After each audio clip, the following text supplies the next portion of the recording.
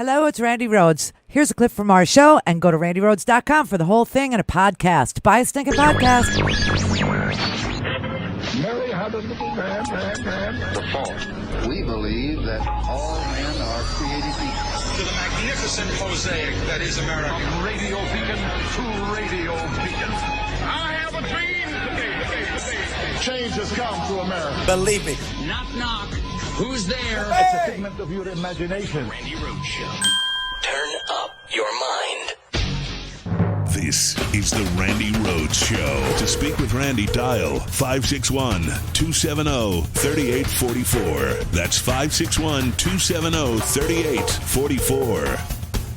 I'm not going to cut Social Security like every other Republican, and I'm not going to cut Medicare or Medicaid. The president is proposing to cut Medicare by $850 billion over the next 10 years and cut Social Security spending by $30 billion. Another $270 billion would come from Medicaid. We're not going to cut Social Security. We're not going to cut Medicare. Today, President Trump is expected to propose a budget of $4.8 trillion with some steep cuts to programs like Medicaid, disability insurance. Without cuts, we're going to save Social Security. We're going to bring back and save our Medicare, which people want to cut like hell. The Wall Street Journal reports the plan does include cuts to mandatory spending programs, including $130 billion in changes to Medicare prescription drug pricing. And we will always protect your Medicare, and we will always protect your Social Security, always.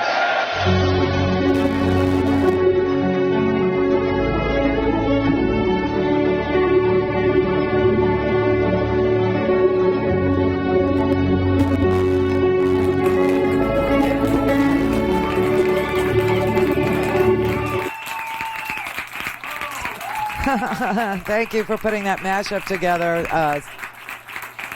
Cap Action.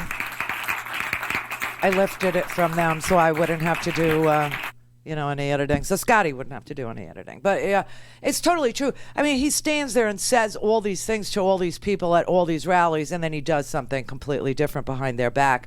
And, the reason why they're talking about entitlement cuts to Social Security, to disability, to Medicare, and to Medicaid, multiple hundreds of billions of dollars in cuts to entitlements, as they're called, is because of the amount of corporate welfare that he has given out. The real welfare queens in our country are not working people. They're not people who are making less than $15 an hour. They're not people who are making $15 an hour but still need help with, housing vouchers or with SNAP.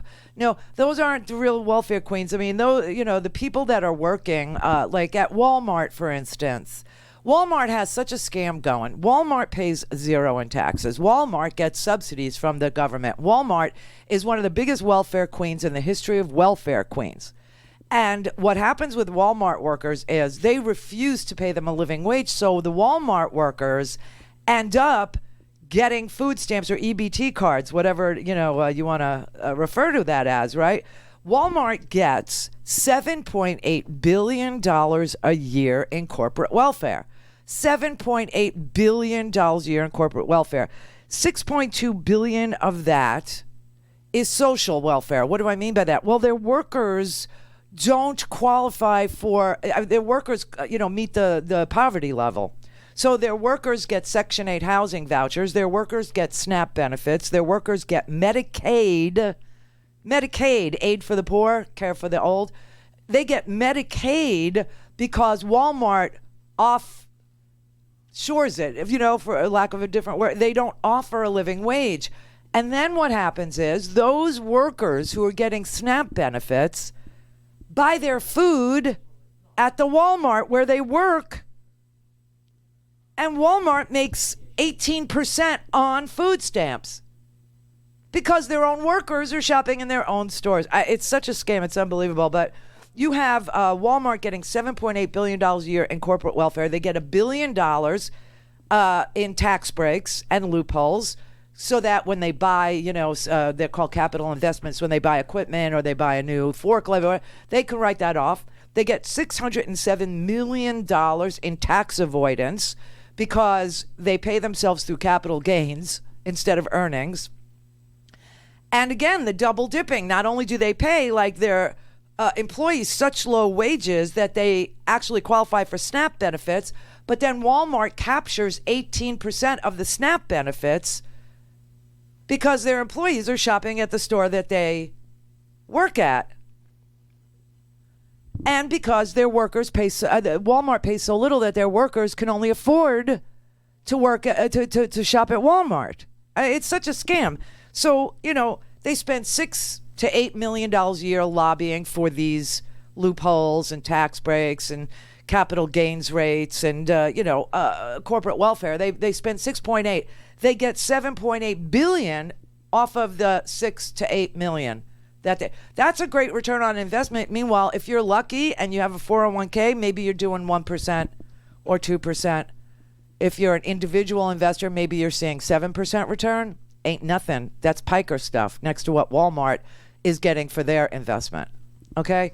I just want you to know that the price tag for entitlements. Now, when they do it like at the Cato Institute and all this, they actually include in welfare benefits, they include the earned income tax credit, which the word earned income ought to be a big red flag to the people who put together the welfare numbers, because it says it right there that you have to work. You have to earn income in order to get the tax credit. It's in the name. They also include funding for Head Start programs when they tally up welfare. And so they come out with a very big number. Like they'll say $1 trillion goes to welfare. But that includes the earned income tax credit. That includes Head Start. If you took out that and you only included things like SNAP or housing vouchers, it's about $212 billion a year to help the very, very vulnerable and fragile working families of our country. Meanwhile, if you look at the report from the General Accounting Office about corporate welfare is over $200 billion to the wealthiest corporations through loopholes and capital gains payments and subsidies on the front end and, hundreds of billions of dollars for profitable corporations. And they're siphoning it off of you. So this is why I always say to you, beware that, he's draining the swamp. There's a report this week that he's got over 300 lobbyists working in his administration. People who lobby for, fossil fuels, people who do banking lobbying, tax code lobbying, people who lobby for healthcare companies. They go into the Trump administration, they work for HHS or they work for the Treasury, whatever the lobbyists do, and then they leave and they go back to their lobby shop. It's quite a revolving door that Trump has, and that is the swamp. That is it. That is what the swamp is. What they're draining is you. What they're draining is your little teeny tiny slice. It's not even a slice. It's crumbs. You know that. It's crumbs of the pie. 9 slices of a 10-slice pie go to the top 1%. 9 slices of a pie that you cut into 10 pieces goes to the top 1%. By the time you get down to the middle class, the lower middle class, and the poor, there's nothing left. There's crumbs, literally crumbs. And the poorest Americans get no pie. They owe $6,000. They walk around with debt all the time. They have no pie. It's such a scam. It's such a sham. It's such a terrible, terrible. Boeing. Let's look at Boeing. State of Washington gave an extension on tax breaks to Boeing. State, $8.7 billion is what it cost the state of Washington. That is the single biggest state tax subsidy ever granted to an American company. $8.7 billion from Washington State's Treasury to Boeing.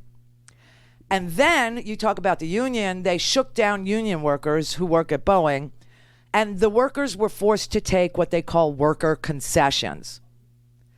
The worker concession that Boeing was most interested in getting was moving the workers out of their pension plans. And also they wanted a secured production of the 777X aircraft. to remain in Washington. Well, the lobbyists for Boeing were just delighted. They were delighted with that outcome. They got those things, right? And so they threw a party for Washington state lawmakers. And one only has to wonder if the goodie bags were stuffed with, unmarked bills. Now, Boeing is not the worst company to subsidize, obviously, because they pay their workers pretty well. It's not like breadline work like working at a Walmart is. But it engaged in blackmail with the state of Washington. It threatened to take those jobs out of the state to wring bigger subsidies out of another state. Same thing with the Amazon thing in New York, right? Well, we all pay for those subsidies. That's corporate welfare. The really big, fat welfare queens are at the top, not at the bottom. The cost for all this, the cost of subsidizing and tax breaks and all this is $6,000 per family. Go to RandiRhodes.com for the whole thing and a podcast. Buy a stinking podcast.